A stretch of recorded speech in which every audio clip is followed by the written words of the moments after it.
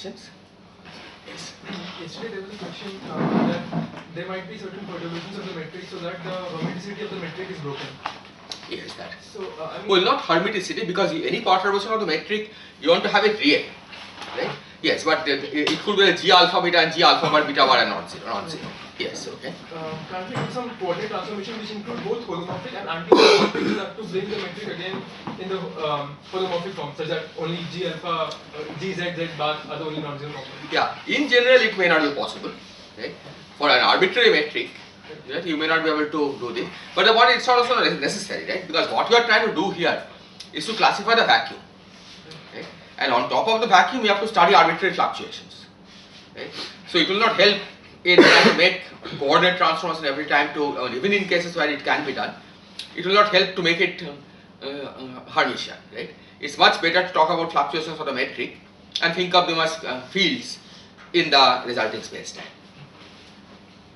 Okay, but the reason that you are using this complex geometry is because you want to study the property of the vacuum, right? How many unbroken supersymmetries it has, what kind of excitations it has, and so on.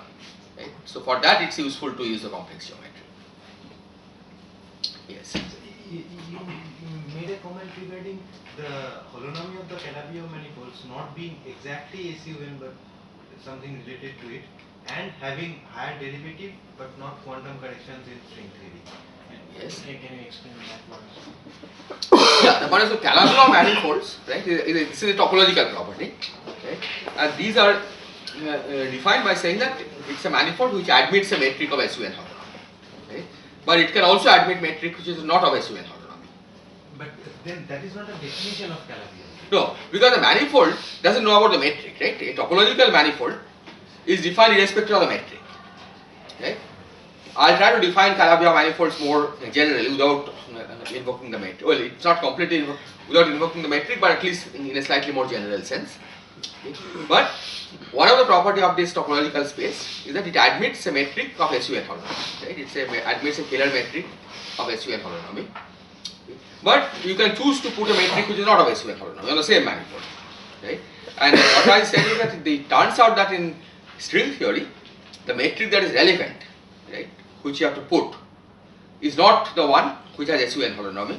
In supergravity, it is the one with SUN holonomy, but higher derivative correction in string theory require that it's not the metric of SUN holonomy, yeah, but something which is close to that, such a metric. It's like a choice of coordinates. So if I understand it, No, it's not a choice of coordinates. It's that the metric of SUN holonomy has vanishing Ricci tensor, right? Okay, but the correct equation of motion is not Rij equal to 0, but Rij equal to some higher derivative correction terms in the action. Right? In particular, in the relevant terms are of order of prime q. So those terms, existence of those terms, change the metric from Rij equal to 0 to something else. Okay. Nevertheless, you don't have to change the manifold, right? The same manifold, okay, admits another metric, so you have to change the metric on the same manifold to satisfy the new condition, right? That's what you can show, that you can always change that the structure of the higher derivative corrections are such that it is possible to keep the manifold the same, okay, but change the metric a little bit to satisfy the new equations that you will have. Right? So the final metric that you actually want to put on the manifold is not the one of SUN holonomy, but something slightly different. but is this statement true that for a Calabi-Yau manifold, it can always be possible to write a metric with holonomy SUN? Yes, that's the definition of a Calabi-Yau manifold, exactly. But one can choose to work with a different metric which is not of SUN holonomy. Exactly. Like simple Calabi-Yau manifold, torus, right? On two-dimensional torus, you can put a flat metric, which has Calabi-Yau property, right? But you can also put a non-flat metric, okay, which will have non-zero holonomy in general. Okay, so that's one example. So, but then even if one is able to put SUN holonomy on some manifold, Yes. it need not necessarily be then this Calabi-Yau manifold, isn't it? I think if it's scalar and if you can put a metric of SUN holonomy, Then it necessarily. then it is necessary Calabi-Yau. Okay, we'll try to give a more concrete definition of Calabi-Yau later. Okay. Yeah. So other thing, I think yesterday there was a question of what are the examples of real manifolds which are orientable but not complex. Okay. I think one of the simple examples are S4. Right. S4 is a 4-dimensional real manifold. It's orientable, but you cannot put a complex structure on S4. Okay. So that's an example of a real manifold which is not complex. But there are other complicated examples.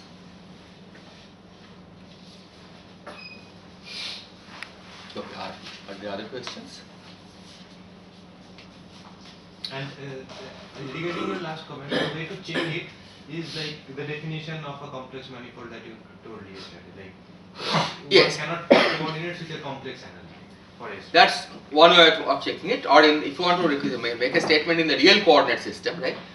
You can say that you cannot put find a linear operator in the tangent space, which basically means you cannot find a rank 1-1 tensor, right? One covariant, one contravariant, whose squares to -1, and which satisfies that Neuhaus tensor equal to 0, the particular differential equation.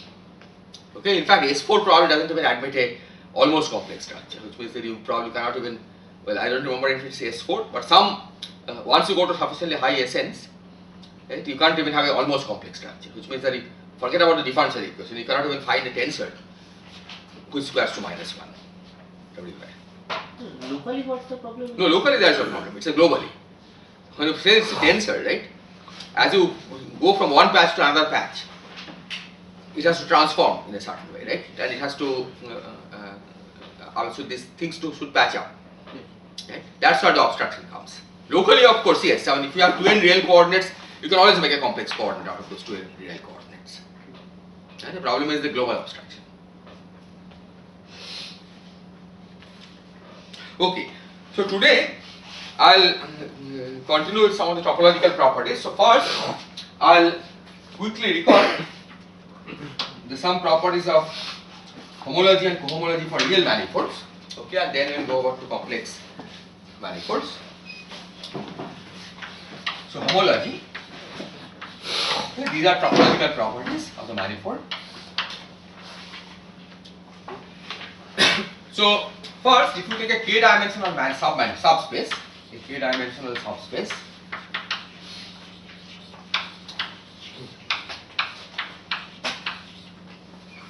Ck of a manifold M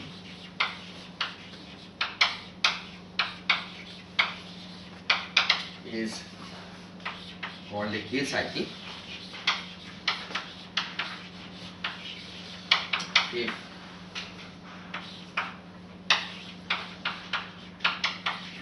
so this means the boundary. So basically K cycles are k-dimensional subspaces without boundary.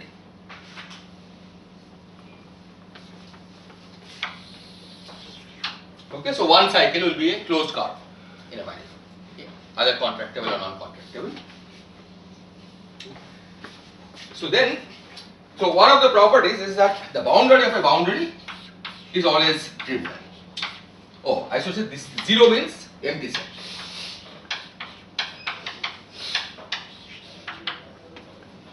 Okay. So del Ck equal to 0 means the Ck has no boundary. Now it's easy to see that if we take for any manifold Ck, whether it satisfies this or not, boundary of a boundary is always empty.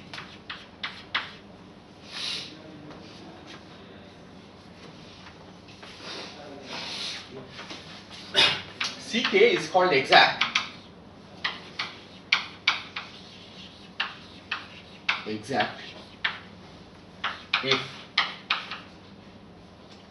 Ck is the boundary of some k plus 1 dimensional manifold.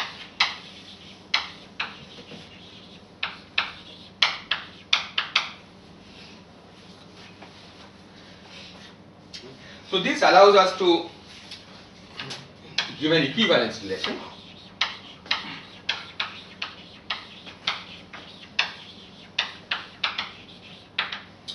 Which is a Ck and another cycle C tilde k are equivalent.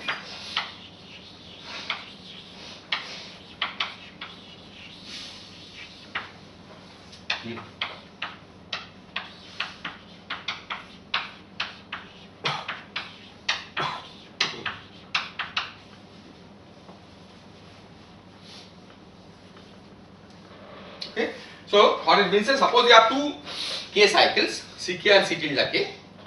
Okay. If they differ by a boundary, okay, then we call them equivalent. Okay. So what is the example? Take a torus.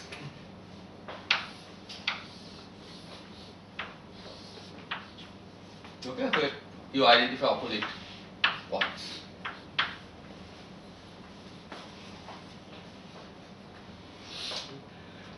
So this is an example of C1. Right? One cycle, why? Because it is a closed curve, right? It starts from here, and because this point is identified with this point.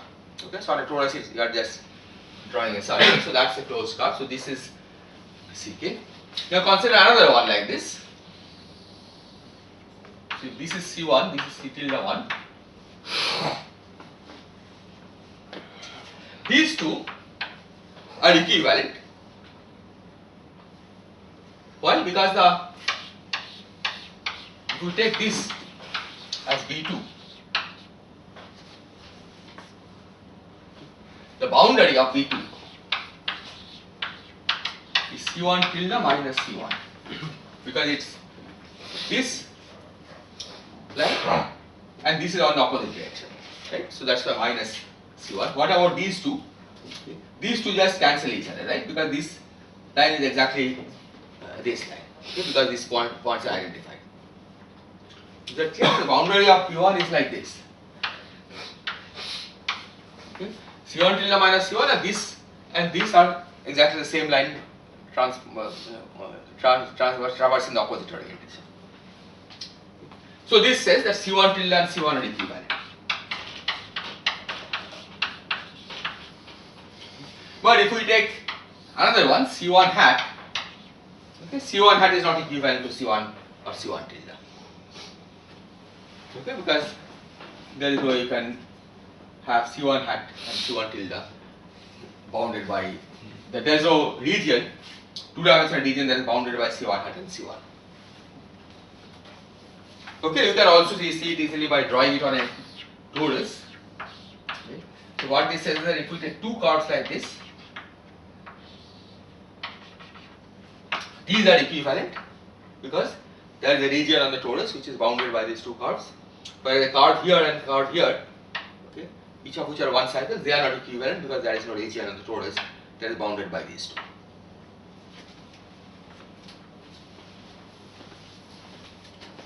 Is this okay?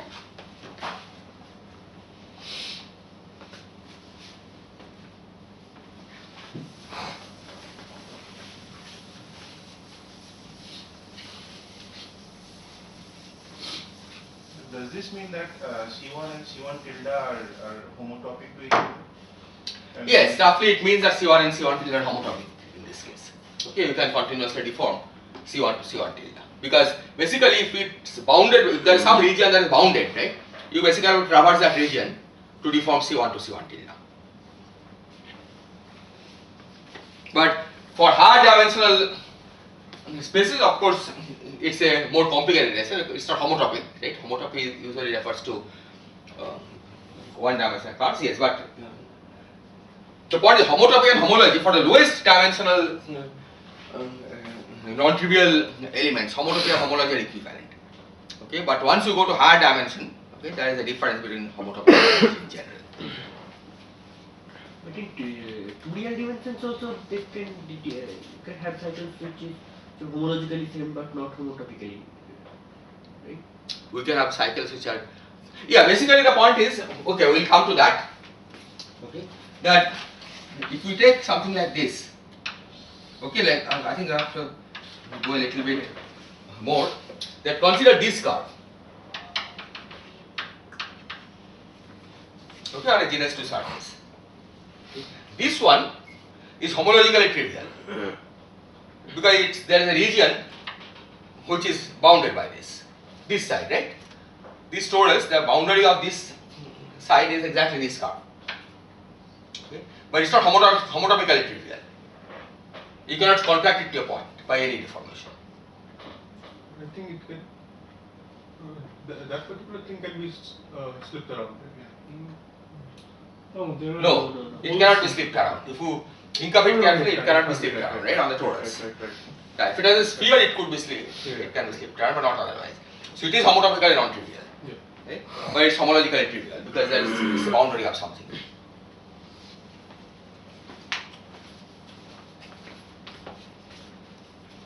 Okay, so integer cohomology.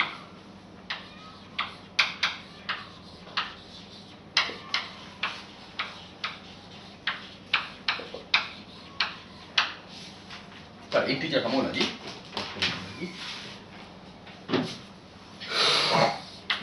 This is the equivalence classes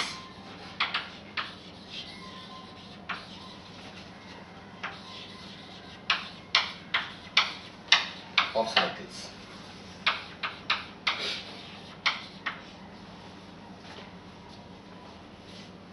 Okay.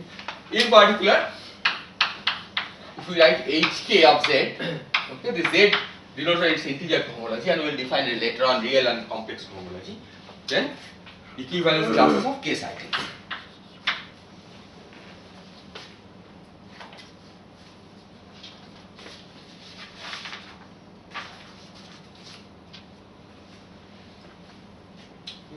Now this forms a group under addition. So hk of z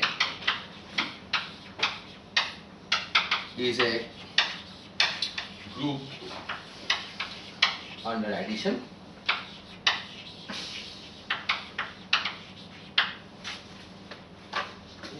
So if, for example, ck and c tilde k both belong to hk of z, then the group composition law ck plus c tilde k by definition is the union of these two.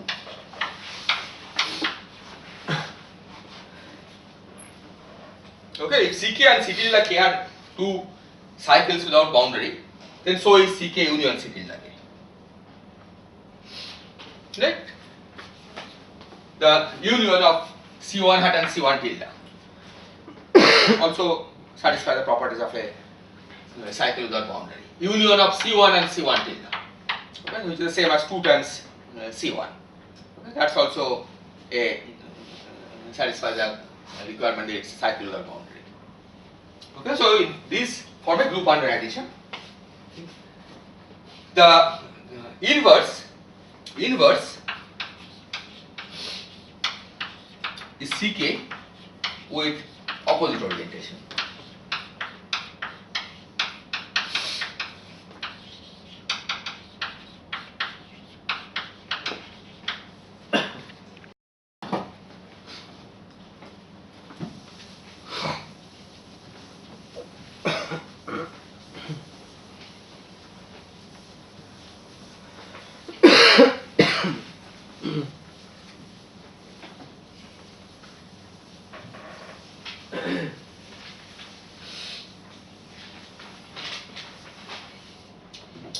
Now hk of z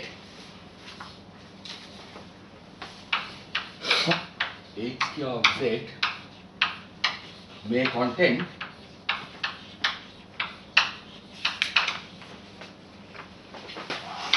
non-trivial elements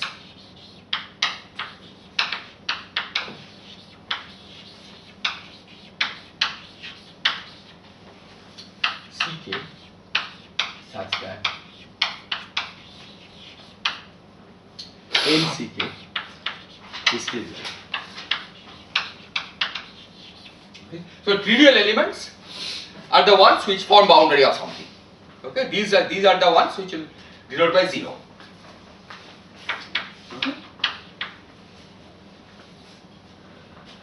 0 is the identity under this addition, right? If you add 0, that means if you add a cycle which is the boundary of something, right, you are not changing the equivalence classes. Okay, so it doesn't change the group element. So 0 is the identity. Okay. So hk of z may contain non-trivial element ck such that ck is non-trivial, but when you multiply by n, what is the meaning of multiplying by n? It just means that you add ck n times. N times. this becomes trivial. Okay, this becomes a boundary or something. So example,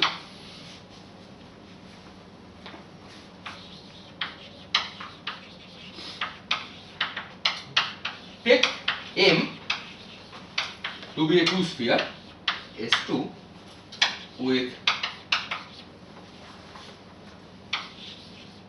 diametrically opposite points identified.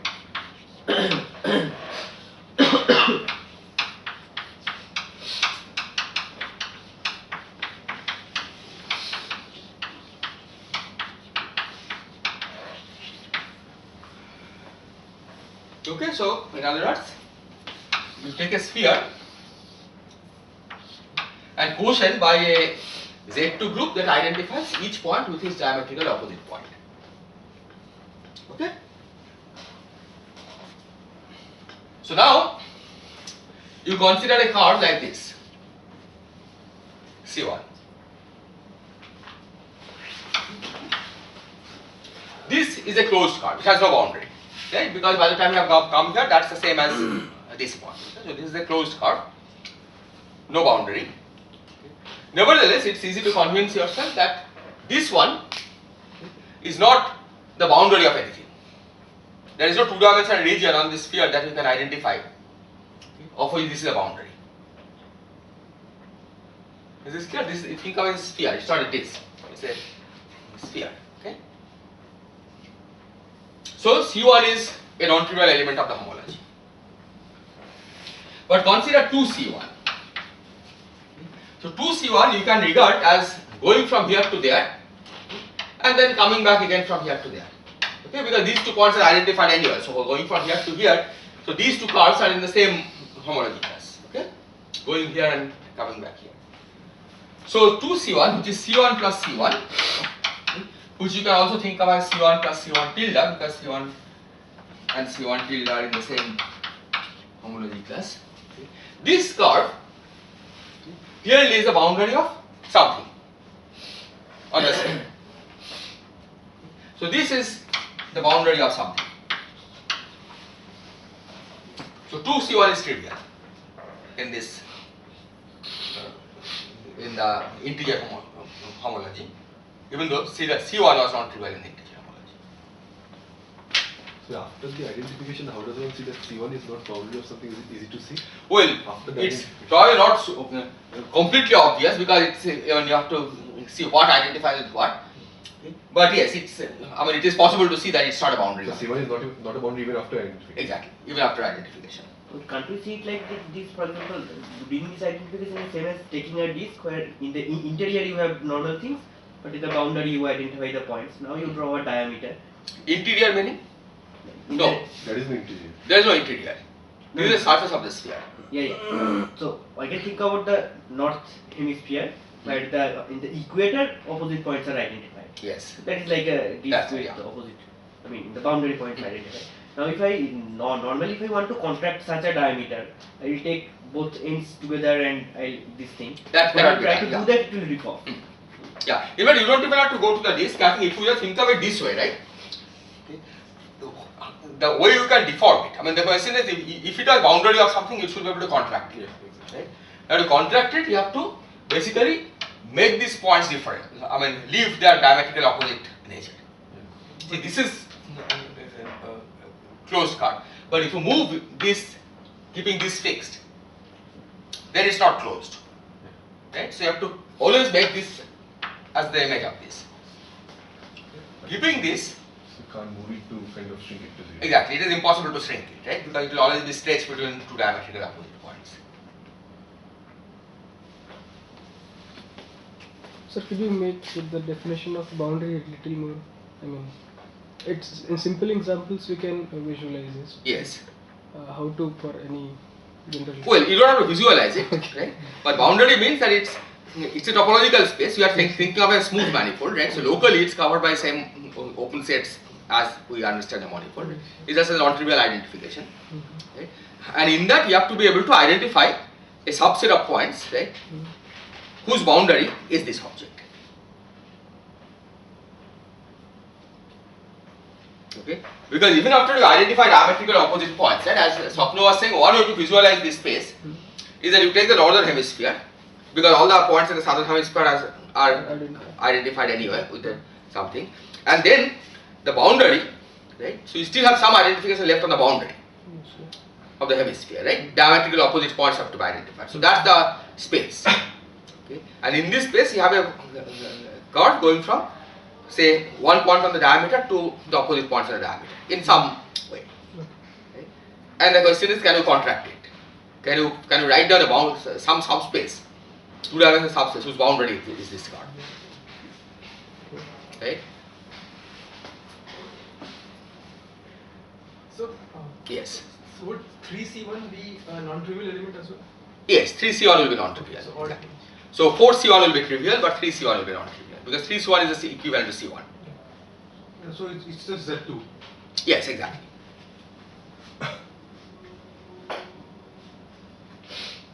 Is this okay? Right? So you have to, I mean, you can either try to visualize it, or you write down a abstract set of equations, right, which tells you which points you are including on the manifold, and then try to determine whether something is the boundary of something. V2 is a half sphere. What? V2 is a half sphere. I mean, For this case. Yes, it is half sphere, exactly. Okay.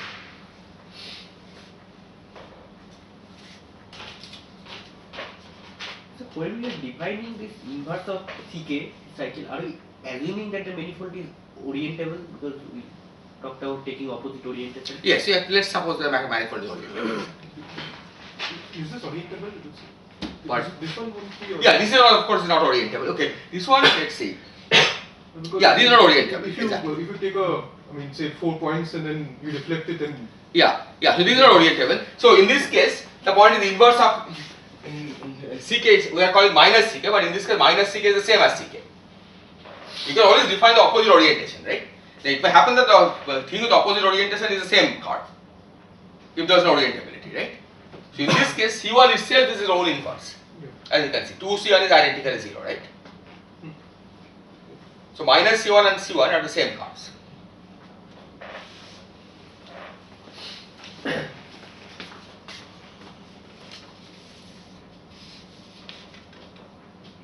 Okay, now to avoid these complications with cycles of this kind, okay, which are non-trivial elements of the homology, okay, but nevertheless its certain multiple is a trivial element, one introduces what is called real or complex cohomology, complex homology. Okay, so let me define what is real or complex homology. That's in fact going to be more useful for us.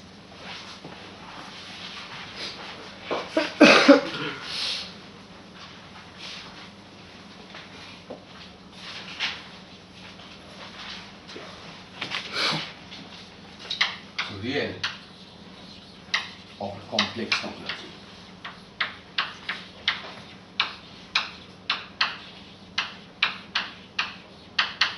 Okay, so this is denoted by HK of R or HKRC.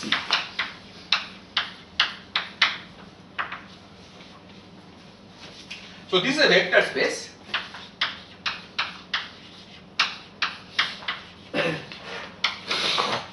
consisting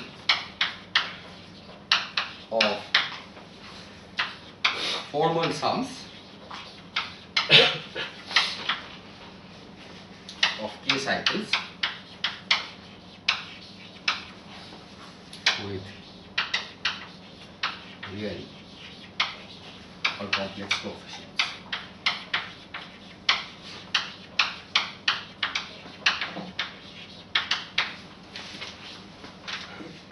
So, an element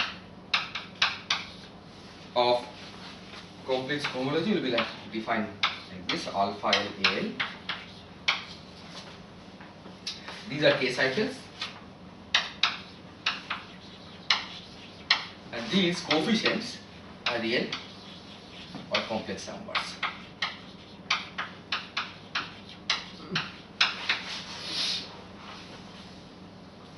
Okay, so this is formal.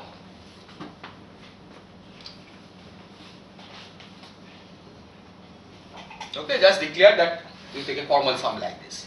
Okay. Now, what is the use of such a formal sum? Okay. Later on, when we make use of it, eventually what we want to do is we want to integrate forms on these cycles.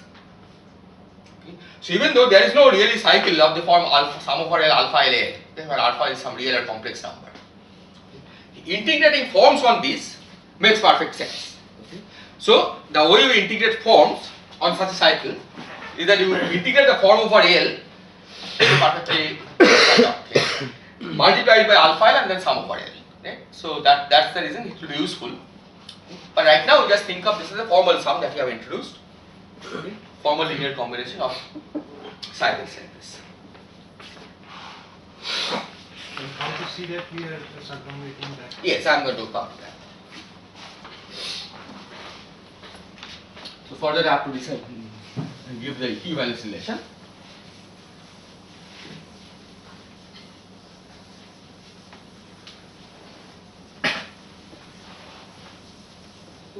Generally, the integer homology will contain more information, right? Yes, it contains more information. Okay, so we are throwing away some of the information because for most purposes we don't need it. So equivalence relation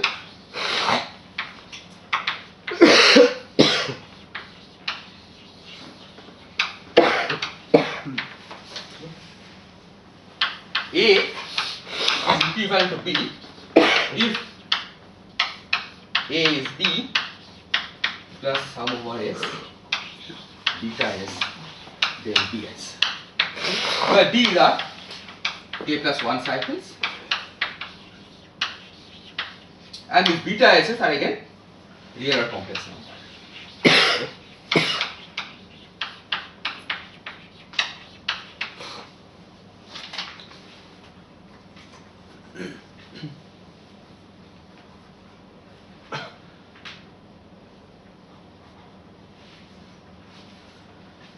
Okay. So now suppose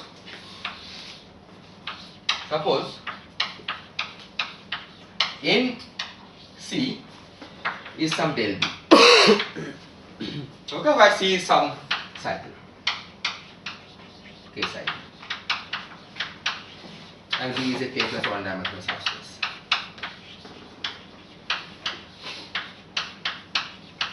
As we discussed, C can be non-trivial in integer homology.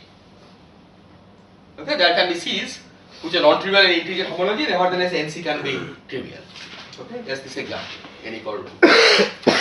But if NC is del B, then I can write C as 1 over n del B. And this one is a real number, also a complex number. So in real or complex homology, C will be declared as a trivial element. Okay, because C can be written as this real or complex number times del B. Is this clear? Okay.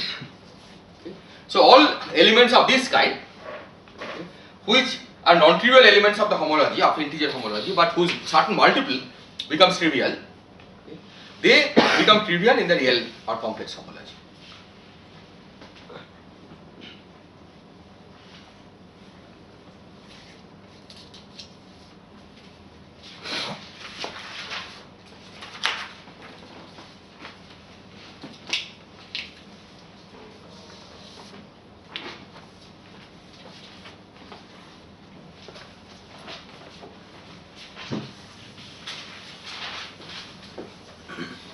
In general, can one define homology where you replace this integer or complex numbers by something? Yeah, you can. Okay, but for us, we will only need this.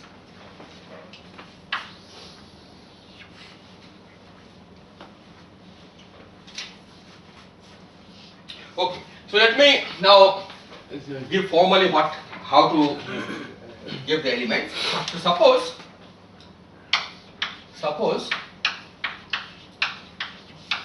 AKA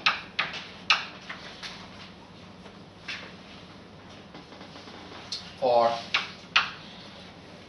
A equal to 1 K are linearly independent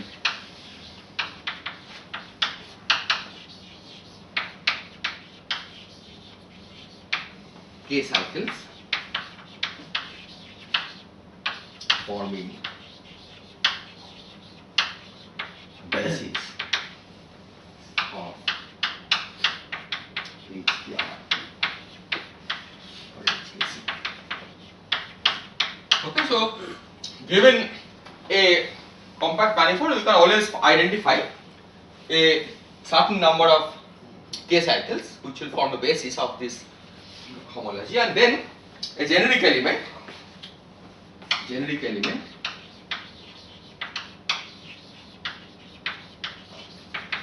will be of the form sum over A alpha A K.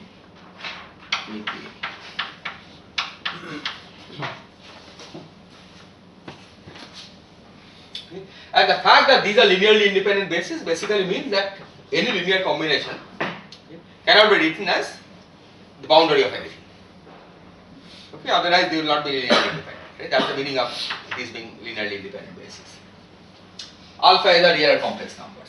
So alpha is belong to, so this is sum A equal to 1 to bk. Bk is the dimension of the number of such linearly independent cycles belongs to R or C.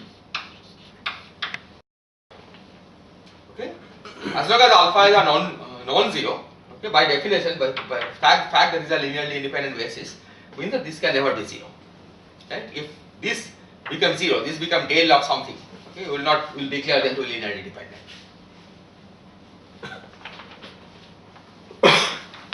This generic element is any K cycle.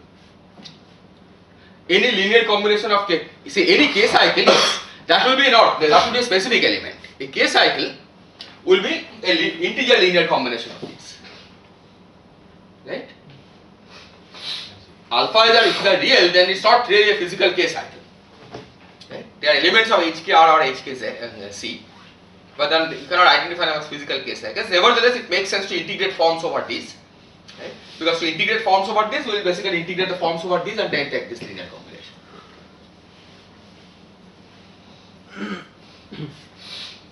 Is this okay? Like for the example of the torus, Yes. all possible one cycles, Yes. they like out of them some will form a basis. Yes, exactly. So A and B cycles. So from the torus, the basis will be formed. Basis of H1 will be formed by the A cycle and the B cycle, right? The two cycles that we wrote down, and then a generic element of H1 R or H1C will be alpha 1 times the A cycle plus alpha 2 times the B cycle, right? Where alpha 1 or alpha 2 are arbitrary real numbers or arbitrary complex numbers. Is this okay? So the element of H0 is always formed by just a point. Because given any 2 points, if the manifold is connected, right, given any 2 points, okay, there is always a line connecting the 2 points. Okay, so it's a boundary of that line. Okay, so any 2 points are always in the same homology. So H0 basically is generated by it's a one-dimensional space always. Okay. Similarly, the top form, right, if it's an n-dimensional manifold, Hn is generated by the whole manifold. Okay, you can take arbitrary multiple of that manifold, okay, with real and complex numbers. So these BKs are known as Betti numbers.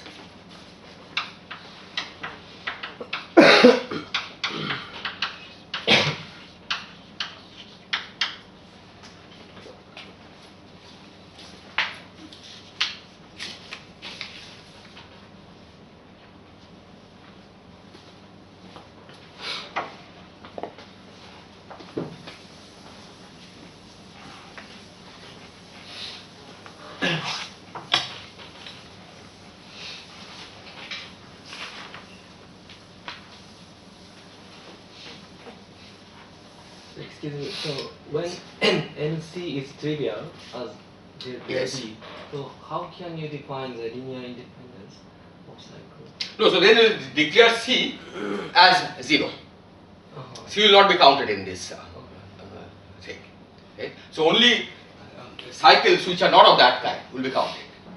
Okay? So that's why the real or complex homology forgets about some of the information. Right? In particular, curves which are non-contractible, but whose certain multiple becomes contractible, those are not counted.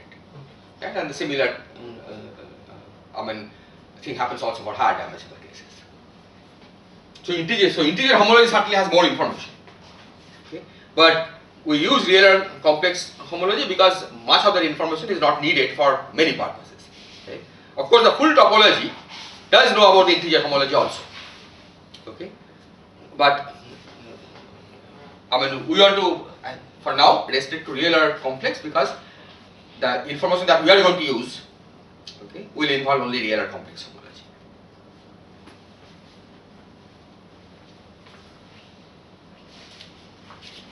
Are there any other questions? Okay, so now suppose that we have a K cycle A and a UN minus K cycle B.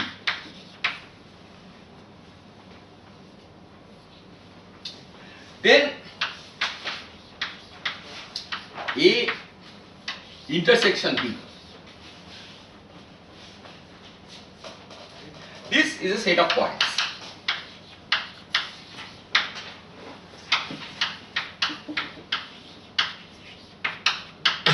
Okay, you can easily convince yourself that if you have a k-dimensional, so 2n is the total dimension of the manifold. If you have a k-dimensional subspace and 2n minus k-dimensional subspace, then their intersection is a collection of points. Okay, basically a k cycle is specified by putting 2n minus k conditions, 2n minus k equations, right, in a 2n dimensional manifold. A 2n minus k cycle is specified by k equations. Right? So the intersection is given by the combination of those 2n minus k equations plus k equations, that's 2n equations. Okay? 2n equations and 2n variables is a set of points. This is for generic A and B, not for all A and B, right? Generic A and B, yes. Typically, if you have a generic A and generic B, the point is you can always deform A, right? Sometimes it may happen that A and B intersect over a line, but you can always deform things to, you keep the same homology cycle but just deform it to make this into a set of points. The only condition is A and B are not homologous themselves. Yes, then of course you can say they are not, then this set of points will be trivial. You can make it trivial. Okay, so then we define a pairing AB is the number of such points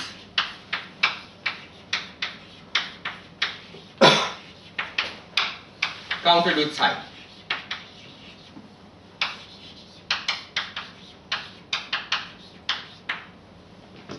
Okay, what we mean by counted with sign? Just imagine that you have a curve like this. Here you count that if this is a curve 1 and this is curve 2, if curve 2 is to the left, you can declare that you count with positive sign. If curve 2 is to the right, then you declare it as counted to the negative sign. Okay, so this will contribute 1, this will contribute minus 1 and so on. So once you count with sign, you can guarantee that this pairing is invariant under deformations. Okay, here for example you can deform it, of course you can take the 2 and pull it down, okay, so that there is no intersection, but it will have the same number of same pairing because this is 1 minus 1, that is 0, but there is no intersection, it's still 0. Okay, so when you define the pairing as number of points counted with sign, then this is invariant under deformations. Okay, so it does not depend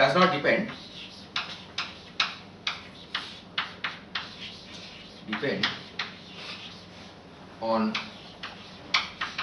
the details of B,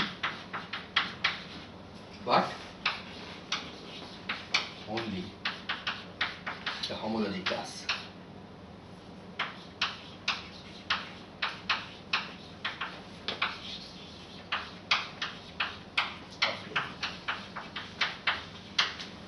You also need to have a notion of a degree for the non-transversal cases, right? Yes, so the point for the non-transversal case, we always make deform things to make it transversal, right? And then you count it twice. Sorry, here you can see it, but in general, how do I assign signs? There is a way to assign signs. You use some intrinsic orientation of each cycle, right? And then based on that you can assign the sign to the intersection point. Okay. Basically, what you are doing here is that you are considering that it's given in terms of orientation, right? So there is a definition of the intersection number you can give, right, which is based on the orientation of these two manifolds, and that fixes the sign. Is it like, I mean, in each cycle I take separate from locally and I take wedge product, I see the sign of that could be a top form. Well, wedge product will be I mean, that is a fun in differential form. When you use cohomology, that's the way you define sign. But in the homology, right, you have to do it purely topologically. Right? What I'm saying is that once you have the intrinsic orientation of each, right, the intersections automatically come with orientation. Okay, that's what we will count here. So generally you have to be careful about saying A intersection B and B intersection A. Yes. So upon A intersection B and B intersection A are the same if A and B are both even dimensional. Right? We are just considering the even. Yes. Otherwise, it depends. The sign B intersection A and A intersection B differs by a sign. Right? In this case, for example, B intersection A will be opposite. Right? Because if you are counting whether B is to the left of A or not, right? So if you exchange B and A, each of those countings will change.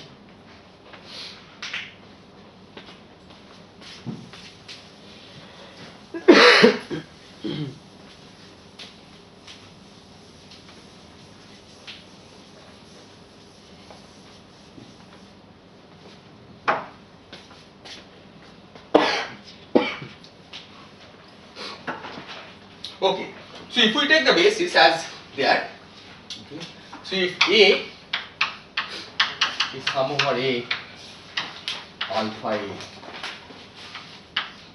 aka, and B is sum over A beta A, let me call it sum over beta B A. 2n minus kb. Okay, so this is the basis of the k cycle, this is the basis of the 2n minus k cycles. Then AB we define as a pair which is bilinear, which basically means that we take sum over A and B, alpha A beta B, and then AK.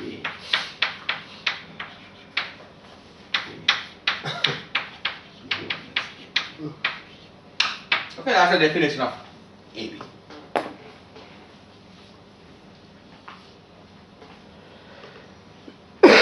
Oh, actually, I forgot to mention that these HKR and HKC can also be regarded as vector spaces. Right? These are the basis elements, okay? And these are the coefficients of expansion. Okay, now one can show, I will not try to prove this. So one can show first of all that Bk is the same as B2n minus k, which means that the dimension of these vector spaces for k cycles and 2n minus k cycles are the same, which means this is a square matrix, okay? Same number of A and same number of the and B. Okay? Furthermore, this matrix is non-degenerate. This is non-degenerate.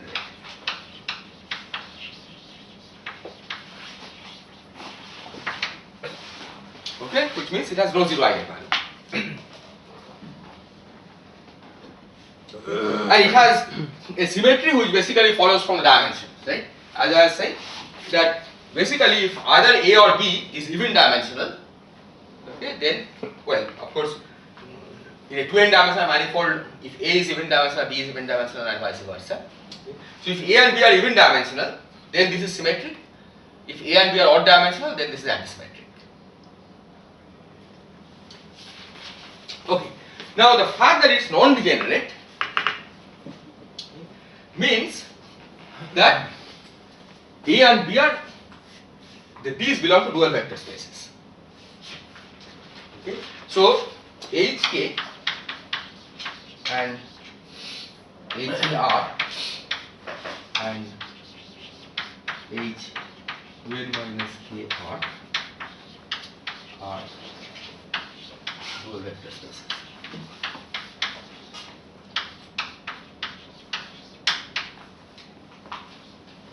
Okay, because for two vector spaces to be dual, right, what we need is a bilinear pairing which is non-degenerate.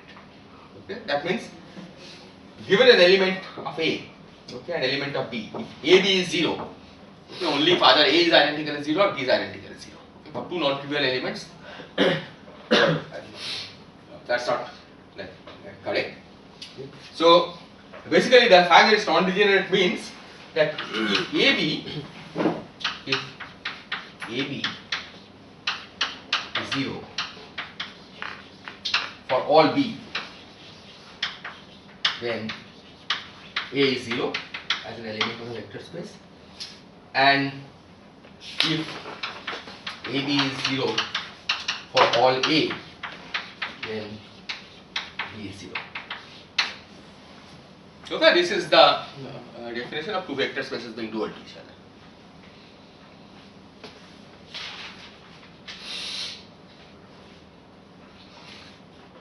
Is this okay? Okay, this is the result. I have not proven, but this is something I am just stating. Okay, this is true. And using that, we can show that HK and H2n minus k are dual vector spaces.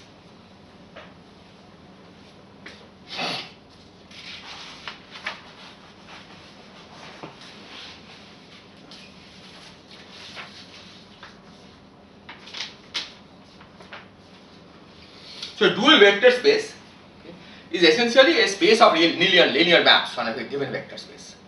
Right? That's the way we define the dual vector space, right? And here, given B, so what is the space of linear maps? It says that given B, a linear map should give a number acting on B, and that's what this does. Right? So, for any given B, right, AB gives a number for a fixed A. So, A gives a specific linear map on the vector space, from linear map from the vector space to the space of real numbers to complex numbers.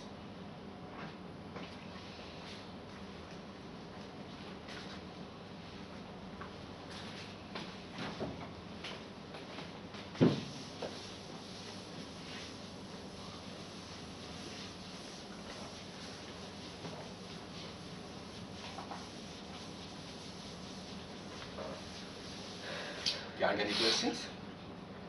Yeah, so this bk is equal to b2n minus k. So this proof is. It's basically a topological proof. It's not hard, right? But I mean, when we discuss cohomology, I mean, there will be a simpler proof. Okay, you can give a proof which doesn't require understanding topological properties of the manifold and all. Once you're given that they are dual vector spaces, then it follows from that. Yes, then of course, I mean, if they're dual vector spaces, then they better be is the same dimension, right? But the way we prove they are dual vector spaces directly, okay, at least topologically, is that first you have to prove that they have the same dimension, right? And then that the inner product is non-degenerate. Okay, but once we introduce cohomology, then we will find an appropriate proof, okay, which will probably make it clear why these two numbers are the same. So, what is the condition that the inner product becomes non-degenerate? Like, Well, this matrix has no zero eigenvalue.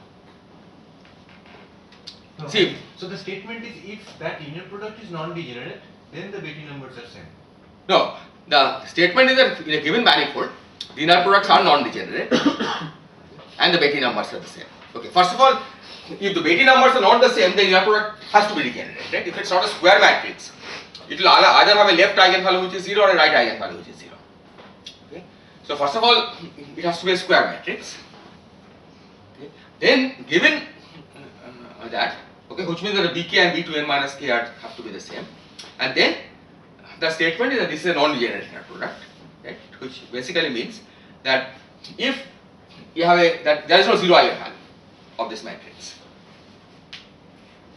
Okay, that's the statement. That if AB is 0, then A must be 0 itself. Okay, if it's 0 for every B. Whereas the existence of a zero eigenvalue will mean that even if this is 0 for every B, then there is non-zero A.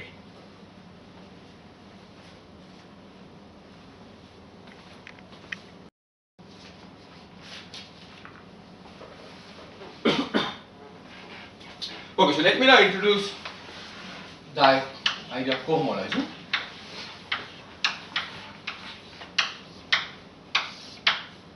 Okay. So this is based on differential forms. So consider a differential form of degree k. Okay, let's call it AK, which is AK.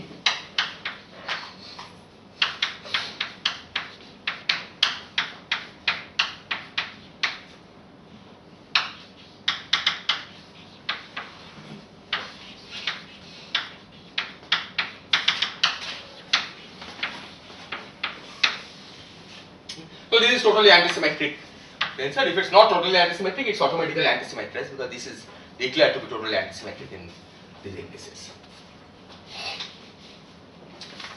And then D is the exterior derivative.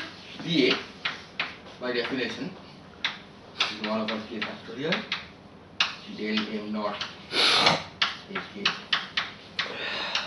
m1 k dx.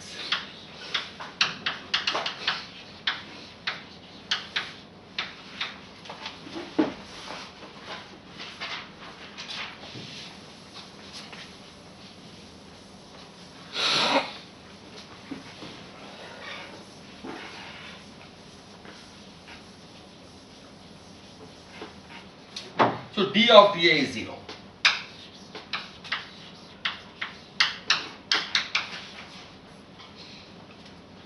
So the level K says that it's a K cycle. It's a no, not a K cycle, K form. K Now we are not talking about topology anymore, right? These are actually forms defined on the manifold. Last line will be dx and not also. Yeah. Yes, dx m naught. Thank you.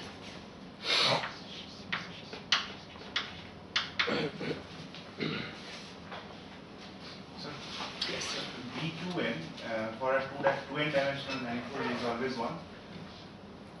D2n. B base number 2n. Yes, B2n is 1 exactly because you have the whole manifold. Right? That's the basis element. So then B0 is always 1. Yes, B0 and B2n are 1 exactly because B0 is just points, right? Collection of points. So B0 and B2n are always 1 as long as the manifold is connected. Okay, otherwise, it's just that number if the manifold is not connected. Number of disconnected components is what you have for B.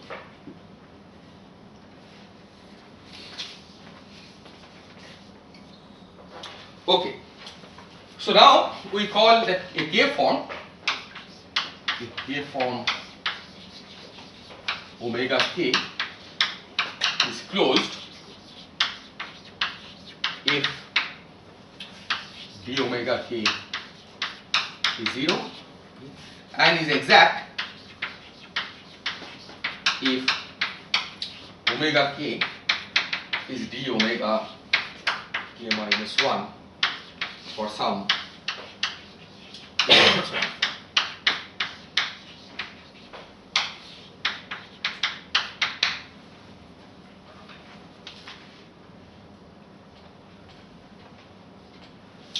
and the equivalence relation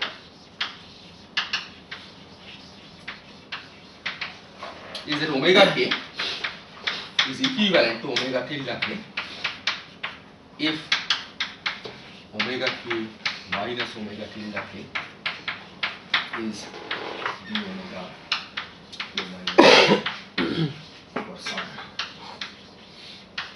omega K minus 1.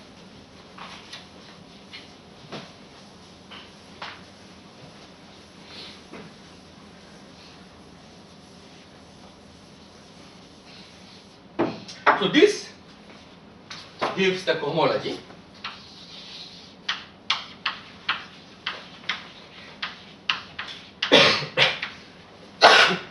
H K, and again the coefficients can be R or C depending on whether the omegas are taken to be complex valued or real valued.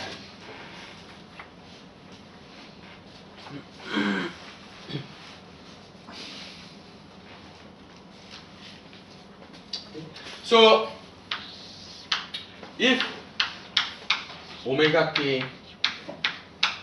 1 to omega k is form a set of linearly independent, or whatever I have done can be done for real manifolds.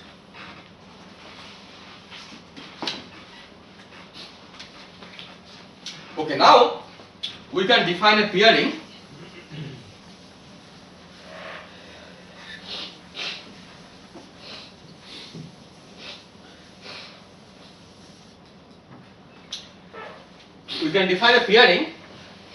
between the homology elements and the cohomology elements, okay, because a K form can be naturally integrated over a K cycle. Okay, so given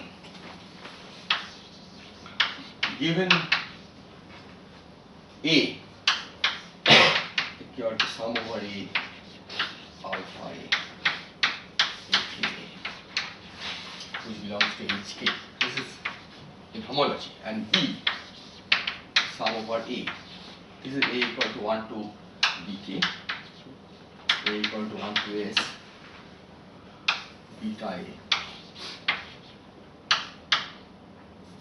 beta A omega K. So we call it B. Belongs to HK.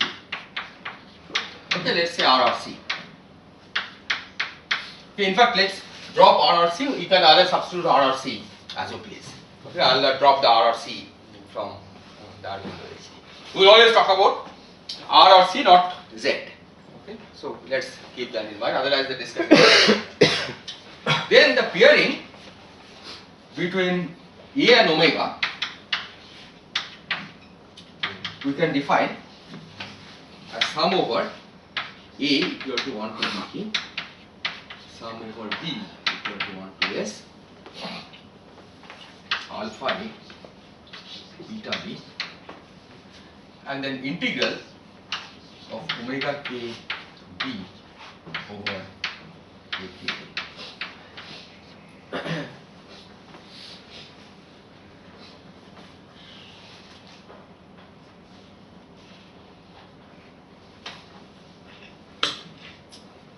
Is this clear? Okay, so you can define pairing between elements of homology and elements of homology. Okay. And again, it turns out that first of all, this S is the same as Bk. Okay, the number of independent homology, so homology elements, okay, is the same as the number of independent homology elements. So S is Bk. S is equal to Bk. These are results I am proving it, and that this is non-degenerate.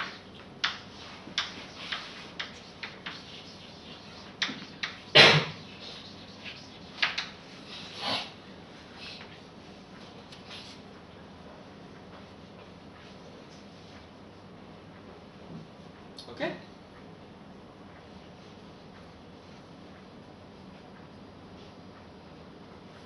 So which means that the kth cohomology and kth homology form a dual vector space. They are dual vector spaces because again we have a non-degenerate pairing.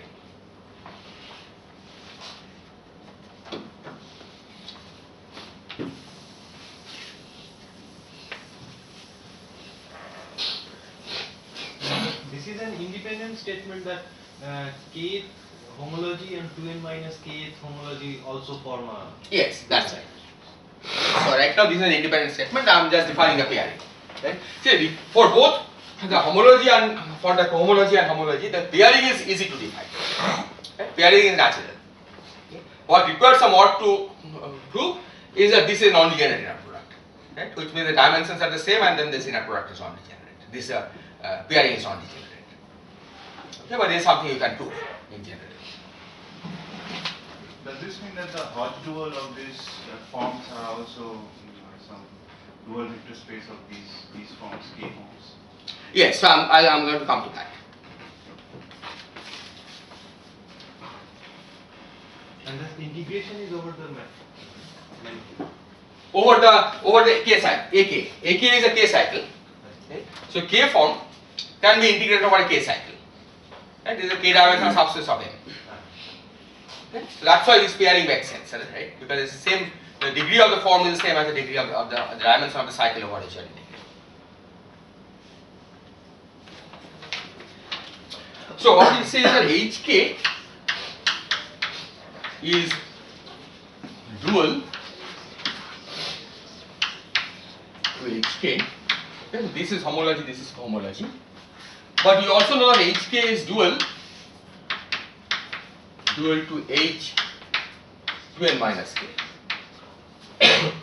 Okay, this pairing was by the intersection number. But this means that Hk is isomorphic to H to n minus k.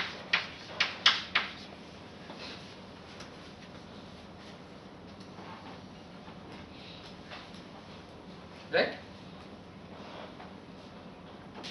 Because both Hk and H2n minus k are dual to the same vector space. Okay, so these vector spaces are isomorphic. There is a one-to-one map that you can give from an element of this vector space to the element of this vector space by using this relation. Okay, both are dual to a given vector space. But this we know is dual to H to n minus k. The 2n minus k is cohomology, right? By the same pairing. Just change k to minus k to 2n minus k here.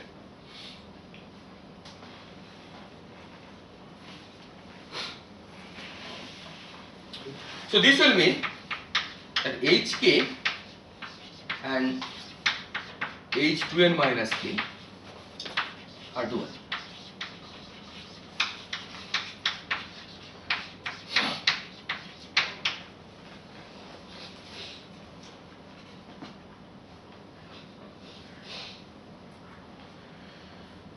Right? Because Hk is isomorphic to H to n minus k and this is dual to H upper to n minus k, the cohomology group.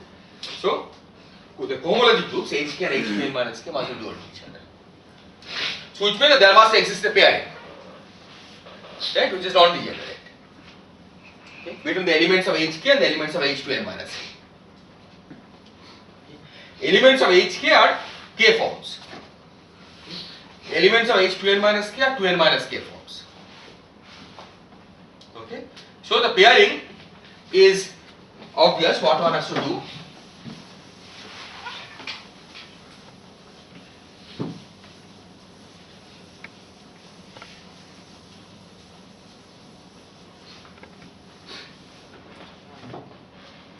So given omega k in Hk and omega 2n minus k in H 2n minus k. The pairing between the two, omega k and omega 2n minus k,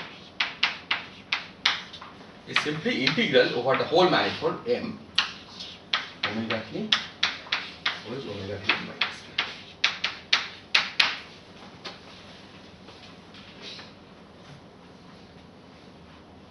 So see, this gives a 2n form. Yeah, this is the k form, this is 2n minus k form, this is a 2n form, and 2n form can be integrated over the whole manifold, which is 2n dimension. So one can show that this is a pairing that is induced essentially from this chain of arithmetic. And similarly non-degenerate. This is also non-degenerate, yes, exactly. Okay, so all of these can be proved. Okay, in general. Okay, but the proof becomes simpler if we have a metric. Okay, and maybe I'll try to discuss how the metric simplifies things.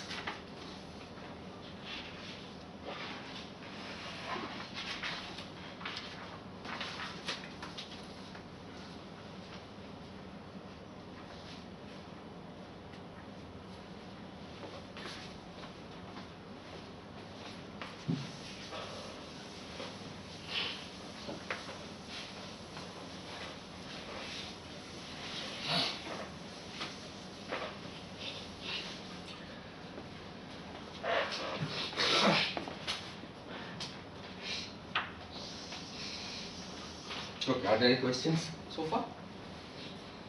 So these four spaces are all isomorphic to each other? Not isomorphic. H lower k and H upper k are dual to each other. They have same dimensions.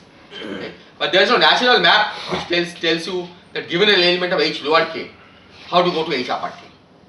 Right? They are dual, so there is a pairing. Okay? But H lower k is isomorphic to H upper 2n minus k. Okay, that because both this is dual to H upper k, there is a natural pairing between these, and there is a natural pairing between these. Using this, you can find a natural map from Hk to H 2n minus k. Okay, Hk to H to H 2n minus k. Okay, these are isomorphic. See, you can always define an isomorphism arbitrarily, but it's not natural. It doesn't follow from anything. You could have chosen another isomorphism because two vector spaces which have the same dimension. Okay? You can always declare some isomorphism between the two arbitrarily. Okay? That's not what you're looking for. The question is whether there's a natural isomorphism, right, which you arrive at without making any ad hoc assumption. That exists between these two. Okay? Because there's a natural pairing between these two, so which means that this is dual to this. Similarly, this is dual to this, right? And hence these two are isomorphic. Okay? So even though all four vector spaces have the same number of dimensions. Is this a statement that if we have a metric, Yes. then this duality can be thought of as isomorphic? Yes. So if there is a metric, then this duality can be thought of as an isomorphism, right? So let me describe that. Okay. Then everything can be made isomorphic. But you say that is not natural. Yeah, because you can change the metric. So it's not natural from the point of view of the topology, right? A manifold, right, is a topological space, right? And these relations exist even irrespective of what metric you have chosen. Right? Once you have a metric, you can define an isomorphism between all four. But when you change the metric, the isomorphism will change. So what's how do you express the natural map between h k raised and h2n minus k? Yes. If you have to write it down, what exactly will it be? It's okay. You can work this out. It's basically that take an arbitrary element of hk, right? Now there is some. Suppose you take some element of hk upper k. Okay. You know how it acts on. So this is a linear map on hk, right? Now a particular element of h2n minus k will give exactly the same linear map. Okay. So that's how to identify it between these two. Okay, that for arbitrary A belonging to hk, okay, if an element here paired with this gives the same result, then we will say that those are mapped to each other, right? That's the way you define the isomorphism. Is this clear? Right? Because you can think of it, the dual vector space is a space of linear maps on the vector space, right? Different choices of elements of a dual vector space correspond to different linear maps. So this is the same set of linear maps on hk. This is also a set of linear maps on h. Okay? So you can easily say if you have linear maps are the same, you will call them to be the same element. Right? That's the isomorphism. Okay. Now suppose you have a metric. If you have a metric,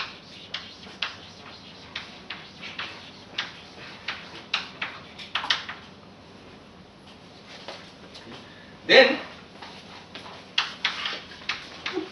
the representative element of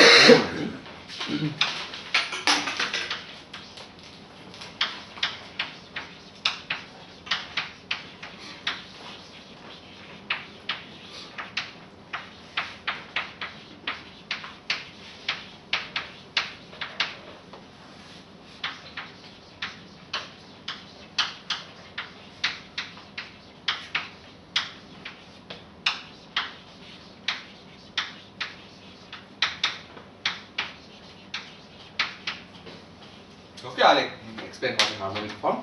So we define delta as this operation. Okay. So this is the Hodge dual. Okay, we have defined dual in terms of the epsilon tensor. Okay. So this is, so take a P form, K or a K form, first take a dual, it becomes a 2n minus K form. Okay. Then we apply D. okay, it becomes a 2n minus k plus 1 form. And then you apply star. So that becomes a k minus 1 form. Okay. So acting on a k form, this operation delta gives a k minus 1 form. Okay, because you first take dual, then you apply d, that raises the degree of the form, then you take the dual again. Because that effectively gives a form of one lower degree. Okay. So the Laplacian is defined as d delta plus delta d. This is a definition. Okay. And what one can show, this is, I will not show, but this is a general theorem, that the basis elements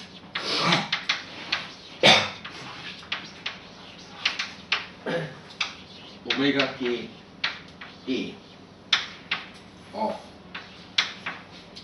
hk can be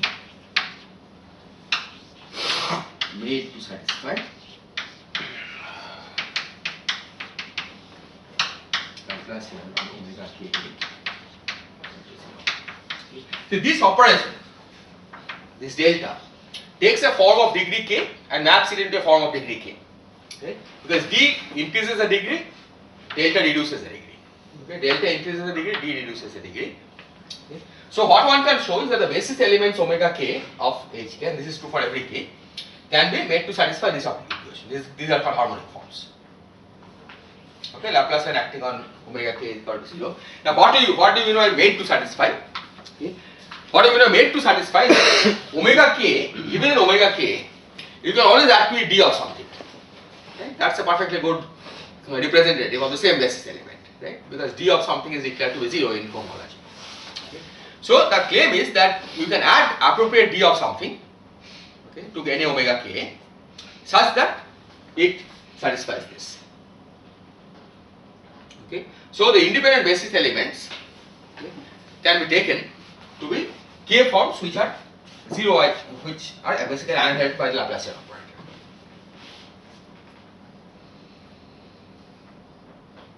Is this clear?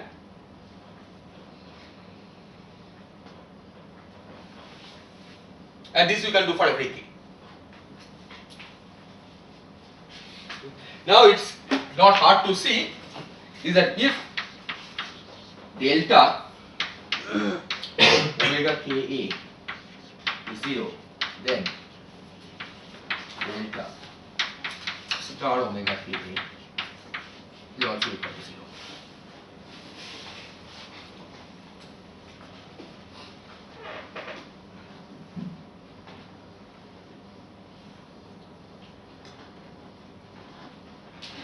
Okay, you can check using this definition of delta and this definition of delta. So which means now star omega k is a 2n minus k form. So once you have chosen the basis elements to be harmonic forms like this, then the Hodge dual operation gives an isomorphism between h upper k and h upper 2n minus k. Then it makes a corresponding between the basis elements. Okay, it takes a basis element which is harmonic and takes it to another basis element which is harmonic via the Hodge dual operation. Okay, but this, so this you can define the isomorphism this way. Okay, earlier there are only dual spaces h upper k and h upper 2n minus k. Okay. But this isomorphism of course requires a metric. And that is used in the step where omega k a's are adjusted to be harmonic. Exactly, that's right. The hot star depends on the metric. Hot star depends on the metric, yes. No, but even before that, Yes, so this operation, this delta operation depends on the metric. Because there's the hot star is involved in Hot it. star is involved in that. Exactly, hot star is involved. Is clear?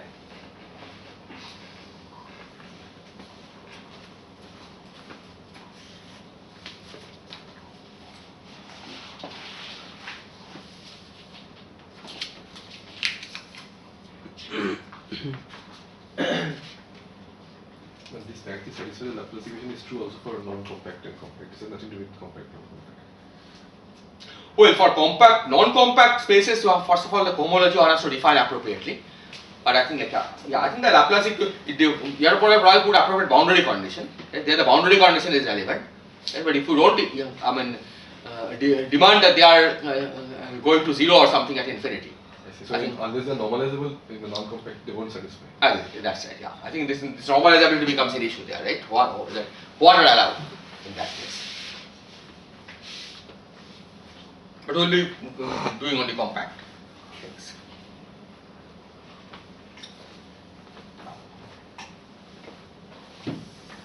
Okay, now let me say a few words about complex manifolds. So this cohomology that I described is what is called Gram cohomology. Okay, this is valid for real manifolds, which also means that you can use it for complex manifolds as well. But every complex manifold is also a real manifold.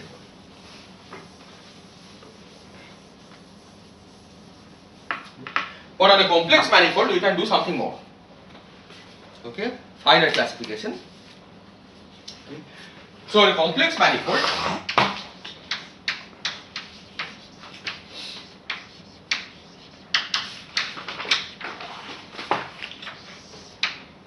we can define PQ forms. So omega PQ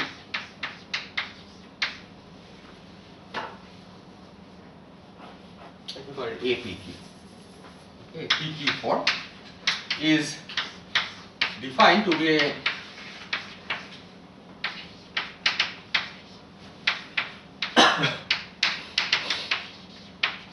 form of this kind. This is a function of z and z bar in general. Z bar.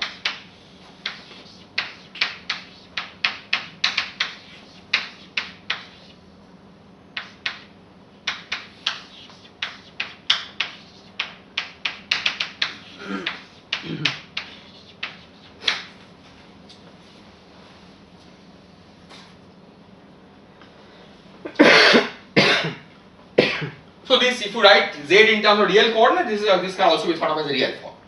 Okay, but PQ form is a more finer classification. Okay, it's some real P plus Q form. Okay, but a PQ form has more constraint. Okay, P Z's and Q Z bars, and this is of course totally antisymmetric in alpha 1 to alpha P and totally antisymmetric also in beta bar 1 to beta bar Q.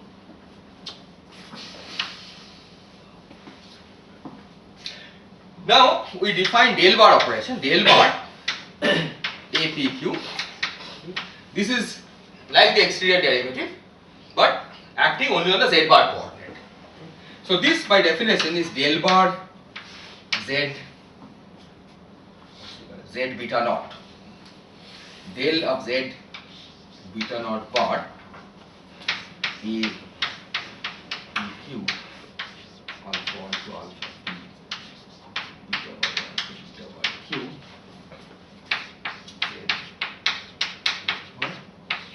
dz alpha 1 equals dz alpha p equals dz bar beta naught equals z bar 1.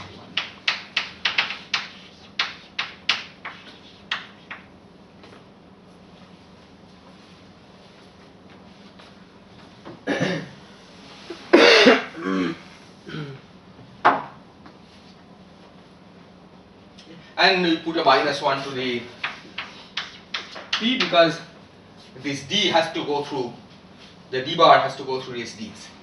Okay, so that's the origin was minus 1 to the P. The P is just the way it is positioned. Okay, dz bar beta has been positioned after these.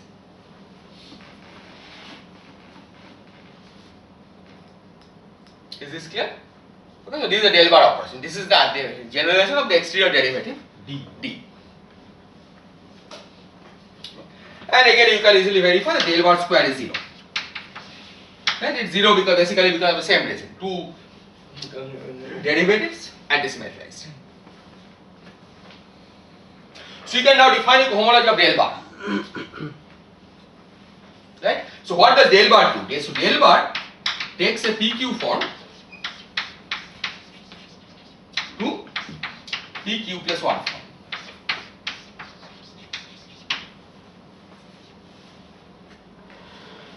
Using del bar you can define another cohomology.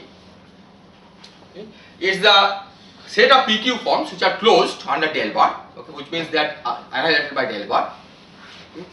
modular equivalence relation, where two PQ forms which differ by del bar on something are declared as equivalent. Okay, so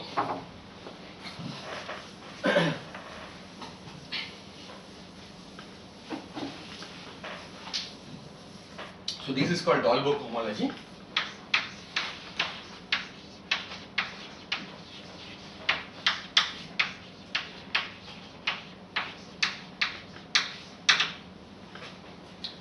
Which is that you take del bar omega PQ equal to 0 and omega PQ is equivalent to omega tilde PQ if omega PQ minus omega tilde PQ is del bar on some say pi PQ minus 1.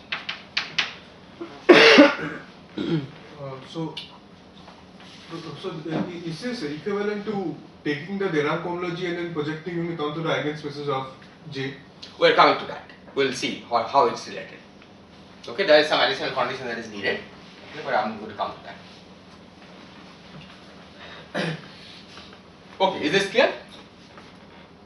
Okay, so we'll define HPQ as the dimension of this space. Okay, these are called the Hodge numbers.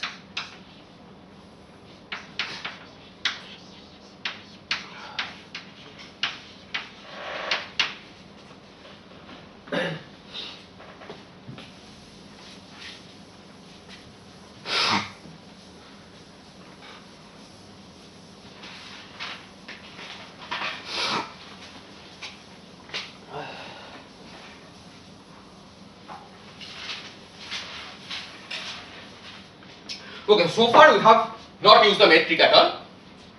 Okay.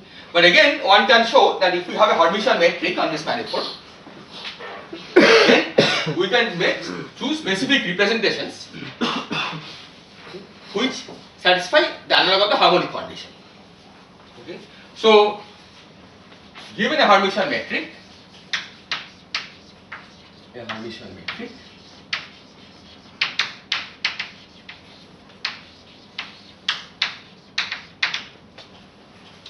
we define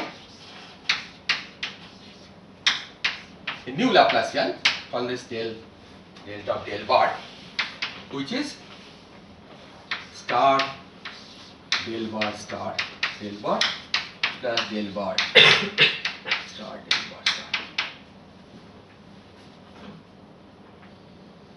In the same way, except that instead of d we are using del bar. And one can show that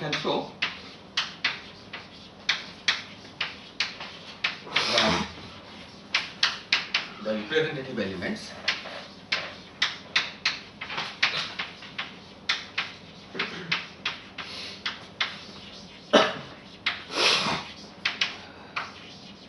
can be taken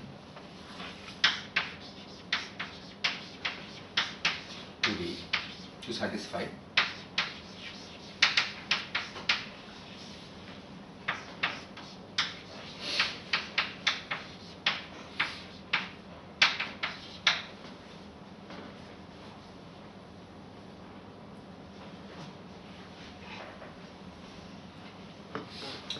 and one can also repeat this for del. Right? There is nothing special about del bar. Right?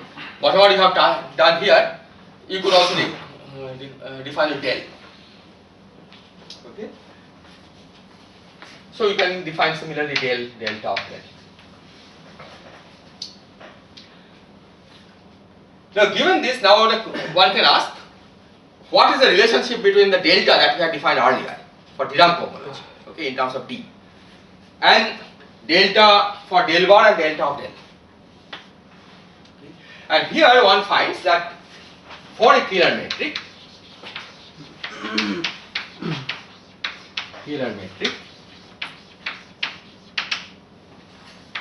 delta of del is sorry, delta is 2 delta of del 1, which is also 2 delta of del.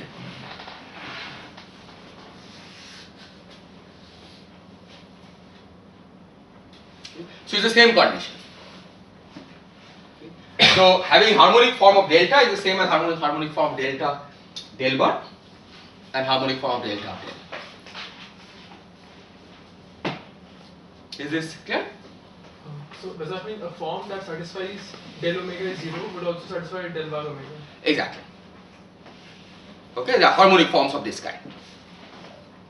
Okay, so now this means that to find HPQ, okay, what we could do is that we first solve for delta omega equal to 0. Okay, delta omega some p, some k. Then this omega k, we can now divide up, okay, the solutions of this we can now divide up into PQ forms. Okay, so from this we can classify this as delta omega PQ equal to 0. Okay. Number of solutions of this, the same delta, because it's from the same delta. Okay. Number of solutions of this delta of omega PQ equal to 0. Okay, will give you the number of solutions will give you Hodge number BPQ, HPQ. And the total number of solutions will give you the Betti number. Right? So BK will be sum over P and Q, P plus Q equal to K of HPQ.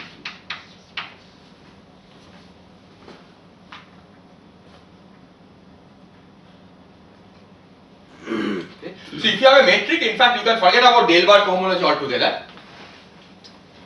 You can say that we use a metric as long as I have a Kähler metric, right? We can say that we simply look at solutions, all solutions of this equation, then take the solutions and classify them into as PQ forms. And then the number of such solutions, number of PQ forms that you get by solving this, number of linearly independent PQ forms by solving this is the Hodge number HPQ. Okay. Those are the basis of the Dolbeck homology, and the total Betti number is just given by this. Okay. So the purpose of doing this was to just show that it is in principle possible to define the Dolbeck homology without introducing a metric. Okay. Because what I have done here doesn't require the metric anywhere, right? HPQ can be defined irrespective of the metric. Okay. Nevertheless, once you have a metric, the relationship between these different homologies become clear.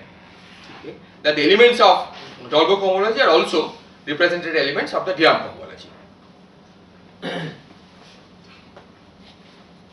Okay, so maybe I will stop here, and so next time we will continue studying properties of Calabi-Yau manifolds, because these Hodge numbers will play an important role in the study of Calabi-Yau manifolds. For a general Hermitian metric, we don't have any such simple relation. No, I think it's only for the Kähler metric that we have this simple relation.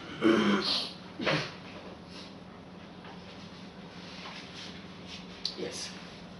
So, suppose you have a manifold in which you have a non-trivial case cycle. Yes. For definite case, suppose you have this one cycle. Yes. Now, let's go to the covering space of this manifold. Mhm.